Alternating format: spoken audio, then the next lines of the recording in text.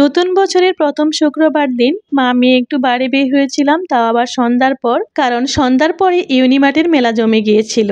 জমজমাট এই মেলায় গিয়ে মা মেয়ে তিনজনে খুব সুন্দর সময় উপভোগ করেছি। মেলায় ঘুরে আমরা কি কি দেখেছি না দেখেছি আর কি খেয়ে এসেছি তাই আপনাদের সাথে ভাগ করে নিতে চলে আসলাম।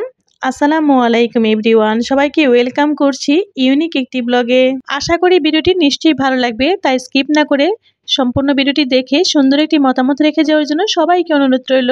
আমি চেষ্টা করি আমার দুই মামুনিকে মাঝে মধ্যে বাইরে নিয়ে একটু কোয়ালিটি টাইম দিতে। আমরা যে একটু আত্মীয় স্বজন থেকে বেশ দূরে থাকি, তাই কোথাও যেতে পারি না বলে মাঝে মধ্যে একটু কোয়ালিটি টাইম দেওয়ার জন্য হলো বাইরে নিয়ে যাই, সেটি মাসে একবার কিংবা দুবার। এই তো আমরা ইউনিমার্টে চলেই আসলাম।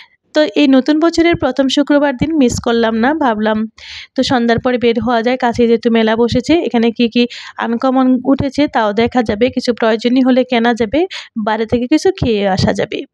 তো যেই কথা সেই কাজ, তো আমার সাথে আপনারাও দেখতে থাকুন আমরা কি কি দেখেছি, আমরা যা যা উপভোগ করেছি তার কিছু অংশবিশেষ আপনাদের সাথেও ভাগ করে নিতে চলে আসলাম।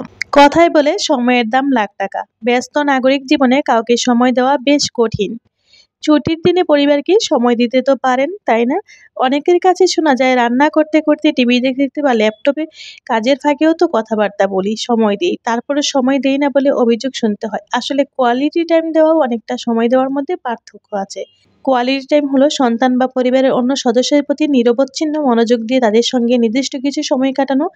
কোয়ালিটি টাইম খুব স্বল্প সময়ের হলেও মানুষের মনোযোগের চাহিদার অনেকখানি পূরণ করতে পারে, যা কিনা সারাদিন স্বাভাবিক সময় দিলেও পূরণ করতে চায় না।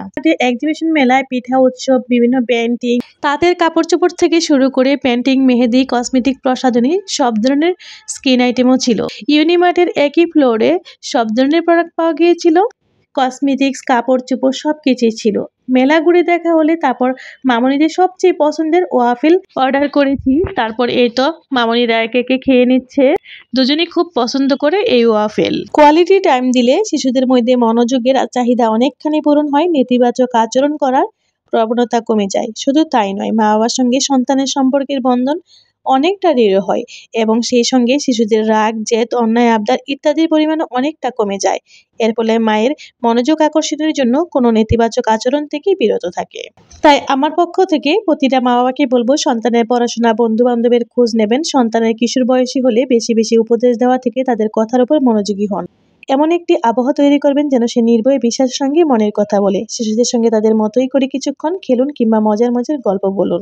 হালকা পাতলা কিছু মামনিদের পছন্দের জিনিস কিনেছি, তা শেয়ার করলাম না, ভিডিওটি লং হয়ে যাবে ভেবে। এই ছিল আজকের ডেইলি লাইফের ভিডিওটি আপনি শেষ পর্যন্ত দেখে থাকলে কমেন্টে জানাতে বলবেন না। আমার কথাগুলোর মধ্যে কোনো কিছু ভুল ত্রুটি হয়ে থাকলে প্লিজ ক্ষমা দৃষ্টিতে দেখবেন। আল্লাহ হাফেজ।